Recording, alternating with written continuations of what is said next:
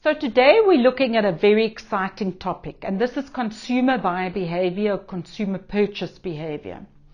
And the exciting thing about this is it's the psychology of buying, and if we understand the psychology behind buying, or the reason why people buy, it makes it easier to sell to them.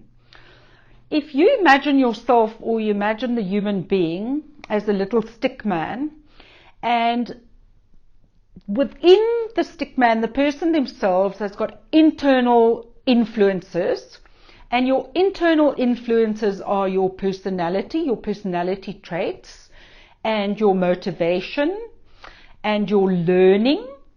And the external influences are culture, social class, your friends, your family. Those are your external influences. Then those are things that externally and internally influence you to make decisions in all walks of life, and obviously also how you buy.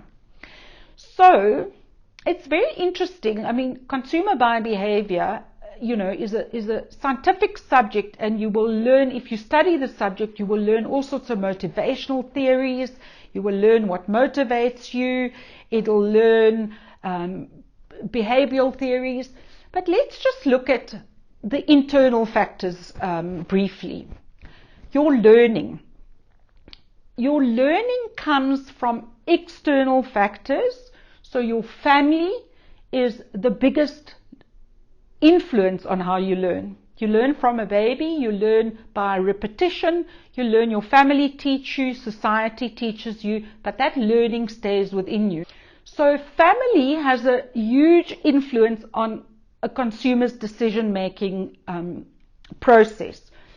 Now, the family has its own dynamic, the roles of different people in the family. Culture comes into it. So the role of the father, the role of the mother, the role of the children. The family needs to buy a car. Who makes the buying decision? The mom or the dad? Well, it depends who's driving the most. Is the dad making the decision because he's going to work and back in the car every day? Or is the mom making the decision because she's taking the kids to school and back every day? So that depends on the decision-making process. So that has a huge impact on how people buy. And you as a salesperson, once you know that and understand that, you can influence their buying behavior. There are 4 types of purchasing behavior. It's called routine response behavior, limited decision buying behavior, extensive decision buying behavior, and impulse buying behavior. Big words, but let me just explain it to you briefly. There's something called high involvement buying. So you want to buy a new house, or you want to choose which university you want to go to. High involvement has high risk associated with it. Now, high risk, there are different types of risks. It can be financial risk, it can be social risk, it can be psychological risk. So when you buy a house, you're going to buy a house, there's a financial risk involved because it's an expensive product. There's also probably a little bit of a psychological risk, because depending where you buy, you want to also be seen living on the right address or in the right address. And there's also social risk, because if your neighbors are going to be making a noise every day and the dog is barking all night, then you're not going to be happy where you're living. So there's a high risk involved with that purchase decision-making process. Hence, high involvement. You're going to do a lot of research, and you're going to make the process will take a long time. So it takes a long time, it takes a lot of research, and it probably costs a lot of money. So when you as a salesperson is involved in that type of process, it is a much longer invested process. So if you're selling houses, your involvement with that type of person is a long process. And you sell a house to somebody, chances are you might sell their children's house or their grandchildren's house. Believe it or not, it actually becomes quite a loyal relationship. Then you get a low involvement process.